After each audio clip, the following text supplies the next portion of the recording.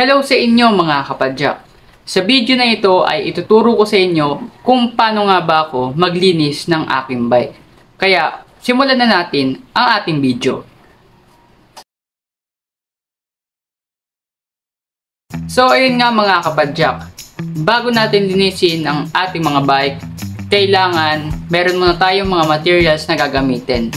Una na nga dyan is yung dishwashing liquid, sponge, basahan, detailer, option lang yan detailer, brush, kerosene, option rin yan, at tubig. Kaya kung meron ka na yan, okay na, pwede ka nang maglinis ng iyong bike. Kaya simulan na natin. So ayun nga mga kapadyak, ang una natin gagawin is tatanggalin muna natin yung gulong para mas madaling malinis.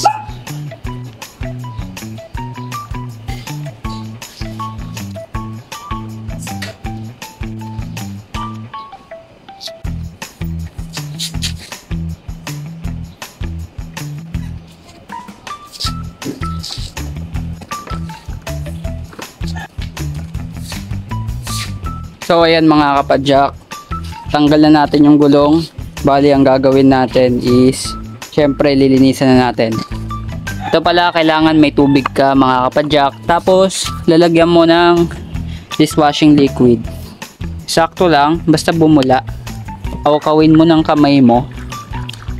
Pag nakawkaw mo na, okay na yan. Pag bumula, punas ka lang, tapos gamitan mo nito. Pero mas maganda kung lagyan pa natin ng konti para mas maganda. Yan. Tapos ito na. Yan. Kapag mayroon ng bula, pwede nating ipahid dito. Yan. Pahid mo lang. Kailangan malinis yung pagkakagawa mo.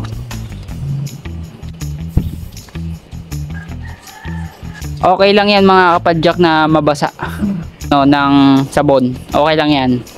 Wag lang matuyuan ng tubig kasi delikado, baka mangalawang. Bali pala mga kapadyak, nakalimutan ko, tanggalin nyo muna pala yung kadena nyo kung naka-missing link kayo. Mas maganda na natatanggal nyo yung kadena nyo para mas lalong malinis. Ipagpatuloy na natin mga kapadyak yung paglilinis.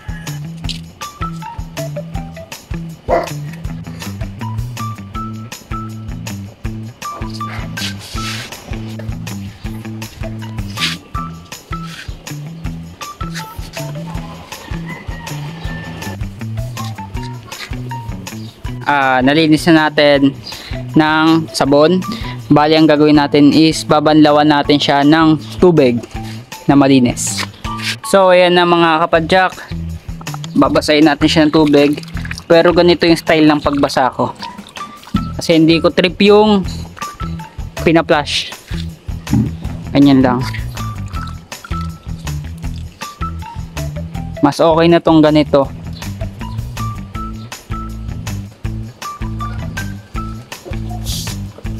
Thank you.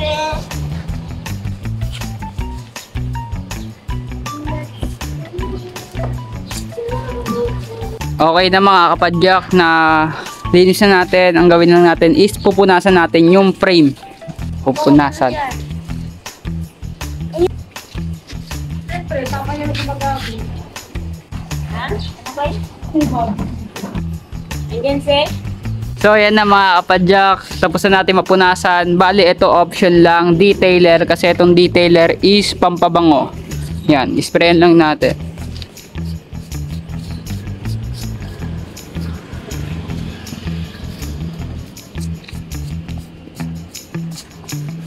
So bali mga kapadyak, ang gagawin natin is lilinisin na natin tong gulong. So ganun rin, babasahin natin pero sakto lang.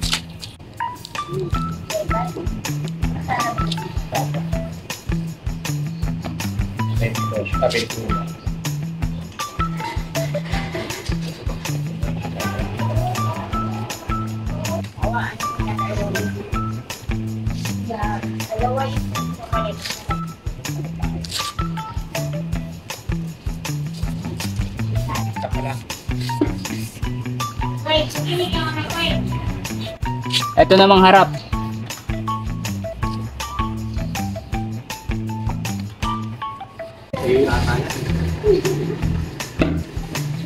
Tapos mga kapadyak, is pupunasan na lang natin ng mabilis.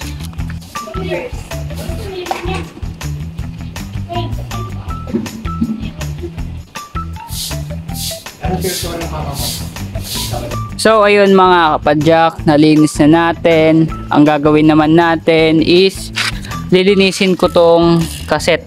Yan. So paano po ba linisin yan? Panoorin nyo. So ito mga kapadyak, yung kerosene. Tapos ito brush. Gagawin natin is lilinisin natin. Yan. Kaya ayokong isinasama to mabasa ng tubig kasi mangangalawang. Kaya kerosene ang hinaan natin.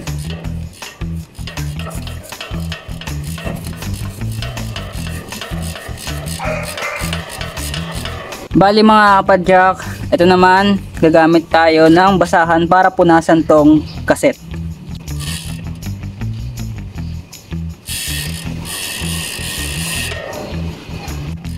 Tama na. Ano yan eh?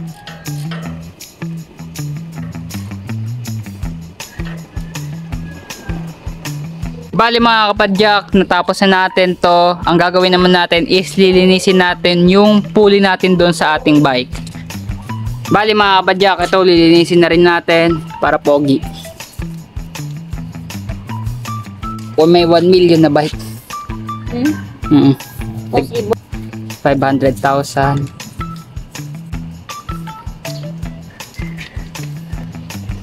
So ayun mga kapadyak, tapos na natin. Bali ang last natin gagawin is ikakabit na natin yung gulong. So ayun mga kapadyak, kakabit na natin itong gulong. Kamatis. Yan.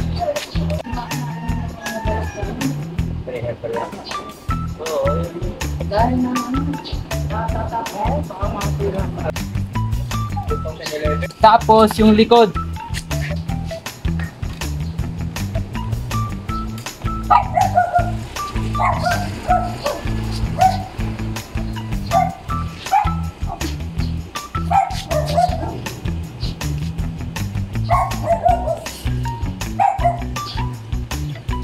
Tapos mga kapadyak, itong kadena.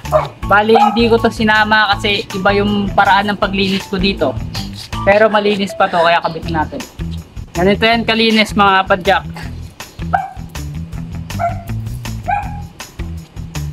Ikakabit na natin.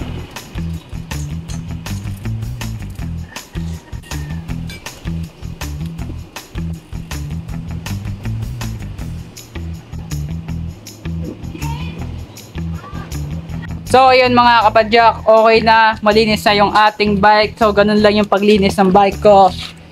Yan. Makikita nyo mga kapadyak, malinis na. Yan. So montage muna mga kapadyak.